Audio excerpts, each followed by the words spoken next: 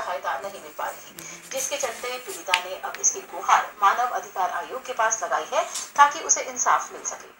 कहते हैं कि तेजाब जहाँ गिरता है जगह को यही बर्तान इसे घातक हथियार में बदल देता है। तेजाब आज महिलाओं पर होने वाले हमलों का सबसे घातक हथियार है। तेजाब के छींटे एक बार चेहरे पर पड़ते हैं तो दर्द उम्र भर उस इंसान की जिंदगी को सहलाता रहता है। हैरानी की बात यह है कि देश में जो भी होता है वह छप्पड़ फाड़ कर होता है। युवाओं का स्त्री पर तेजाब फेंककर जीवन भर रूप बिगाड़ देना गरीब कारोबार कोई नया नहीं है। इन दिनों जब सुप्रीम कोर्ट ने तेजाबी हमले पर सख्त रवैया दिखाते हुए पीड़िता को 3 लाख का मुआवजा देने के आदेश दिए हैं, घटना के दर्ज होने के 15 दिन के अंदर 1 लाख रुपए और उसके 2 महीने के भीतर पर तेजाब हमले की शिकार स्त्रियों के इलाज में जितना पैसा लगता है उसके सामने यह राशि नगण्य मानी जा रही है। ऐसा ही एक मामला चंडीगढ़ में घटा था। इस एसिड हमले में एक महिला को अपने घर छोड़कर शहरवासियों से छिप कर अपने परिवार के साथ डर डर कर रह रही है, क्योंकि अब उन युवकों की तरफ से उसे धमकियां मिल रही हैं। इसके बावजूद भी पुलिस कोई कार्रवाई नहीं कर रही, जिसके चलते अब पीड़िता महिला ने इसकी गुहार मानव अधिकार आयोग से लगाई है, जिसकी याचिका कई ऑल इंडिया ह्यूमन राइट्स द्वारा दायर की गई है, जबकि पुलिस इस मामले पर चुप्पी साधे हुए है। एसिड हमले का शिकार हुई निशा ने अपने आरोपों में बताया कि जब भी गत 8 जून 2010 को वह याद करती है तो उसके रोंगटे खड़े हो जाते हैं, क्योंकि उस रात के बाद मानो उसकी सारी जिंदगी में अंधेरा आ गया है। अब तो मुझे रोशनी से भी डर लगता है। इतना ही नहीं, अपने अक्स को देखकर घबरा जाती हूँ। मैं तो मॉडल बनना चाहती थी, अपना व अपने परिवार का नाम रोशन करना चाहती थी, लेकिन अब मैं खुद ब खुद एक मॉडल बनकर रह गई, क्योंकि शाम 8 बजे सेक्टर 7 की मार्केट जा रही थी, तभी पीछे से 2 युवक बाइक पर सवार होकर आते हैं और तेजाब फेंककर फरार हो जाते हैं, जिसके बाद गंभीर हालत में पीजीआई भर्ती करवाया था, जबकि पीजीआई में 6 माह इलाज चलता रहा। अपने इलाज के चलते दिल्ली, बॉम्बे व चंडीगढ़ के कई डॉक्टरों के पास इलाज चला। इस तेजाब के कारण आंखें, शरीर का आधा हिस्सा, पीठ, बाजू, हाथ, गला, चेहरा और सिर क्षतिग्रस्त हुआ था। थाना पुलिस ने अज्ञात के खिलाफ मुकदमा दर्ज किया, लेकिन उसके बाद भी मुझे केस को आगे बढ़ाने के दबाव के साथ साथ जान से मारने की धमकियां दी जा रही थी, जिसके चलते पुलिस मुख्यालय में एसएसपी को मिलकर खुद शिकायत दी, लेकिन पुलिस मुख्यालय ने कोई कार्रवाई न करते हुए यह कहकर अपना पल्ला झाड़ लिया कि आपके द्वारा दी गई शिकायत गुम हो गई है। वही निशा का कहना है कि पहले भी पुलिस ने कोई कार्रवाई नहीं की, लेकिन अब भी पुलिस उसकी कोई मदद नहीं कर रही। 2010 8 जून रात 7:30 या 7:45 का टाइम था जब मेरे पर तेजाब डाला गया, और अभी तक पुलिस की कोई कार्रवाई नहीं हुई, कोई गिरफ्तार नहीं हुआ। हालांकि मैं बता चुकी हूँ कि मुझे इन लोगों पर शक है, इन्हीं लोगों की वजह, इन्हीं लोगों ने सब कुछ किया है। शक भी नहीं है, मुझे पूरा श्योर है कि यही लोग थे, रमन गुप्ता और उसकी फैमिली। मेरा पीजीआई में ट्रीटमेंट चला 6-7 महीने तक, उसके बाद भी मेरी सर्जरी वगैरह चलती रही है, और उसके बाद चंडीगढ़ हमने छोड़ दिया था।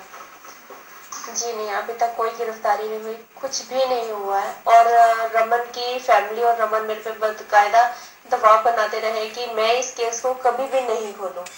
नहीं जी, अभी तक किसी ने कोई स्टेप नहीं उठाया, किसी आला अधिकारी ने स्टेप नहीं उठाया है। हाँ जी, वो एप्लीकेशन में थाने गई 26 के लिए, तो उन्होंने मेरे को बताया कि आपकी एप्लीकेशन जो आपने डाली थी वो गुम हो चुकी है, तो आप एक बार थाने में दोबारा आए। तो मुझे थाने में जाकर पता लगा कि मेरी एप्लीकेशन खो गई है, पहले नहीं मेरे को बताया गया। जी, एसएसपी को विंडो पर नहीं दी थी, एसएसपी को खुद मैंने मिलकर दी थी कि मेरा केस को रीओपन किया जाए, और बकायदा जो भी शक के घेरे में है उनसे पूछताछ की जाए। इन्हें अभी तक किसी की कोई गिरफ्तारी नहीं हुई है। आला अधिकारी सिर्फ मेरे को आश्वासन देते हैं कि ये हम इस केस में कुछ ना कुछ करेंगे, मगर अभी तक भी कुछ नहीं हुआ। 4 साल हो गए, जबकि 2010 के वाक्य को हुए 4 साल हो गए, लेकिन कुछ भी नहीं हुआ। बहुत कम भाई के हांडी के बाद सुन लेंगे, उसके बाद वो फाइल न जाने ठप कर देते हैं या एप्लीकेशन या तो गुम कर देते हैं। कुछ भी नहीं ऐसा है कि भाई हांडी की कोई कार्रवाई आगे बढ़ती मुझे नजर आती ही नहीं है। ऑल इंडिया ह्यूमन राइट्स के चेयरमैन एडवोकेट शिवमूर्ति यादव ने अपनी याचिका में बताया कि उसके पास निशा नामक महिला ने शिकायत दी है कि उसे पुलिस मुख्यालय में शिकायत दी है कि उसे चंडीगढ़ निवासी एक परिवार पर जान से मारने की धमकियां देने की शिकायत दी थी, लेकिन पुलिस ने कोई कार्रवाई नहीं की। वी केयर फॉर यू कहने वाली आईओएस पुलिस मुख्यालय से निशा की शिकायत गुम होने का हवाला दे रही है।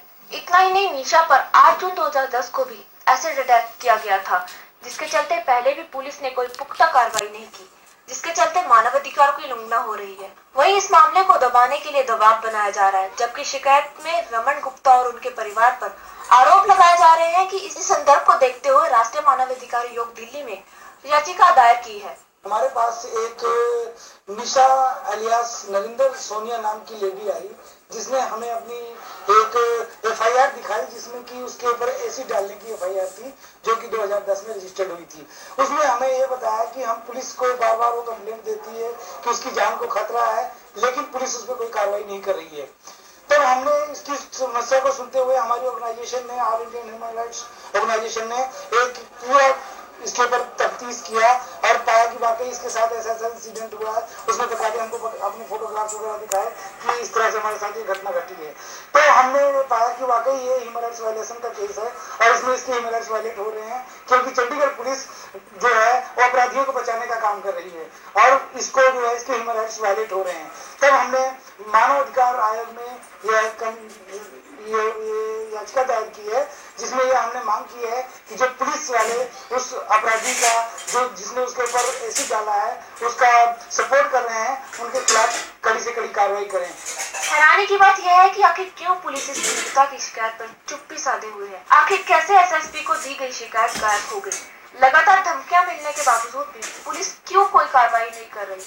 इन सभी बातों से यह सामने आता है कि कहीं पुलिस की आरोपियों से कोई साठगांठ तो नहीं।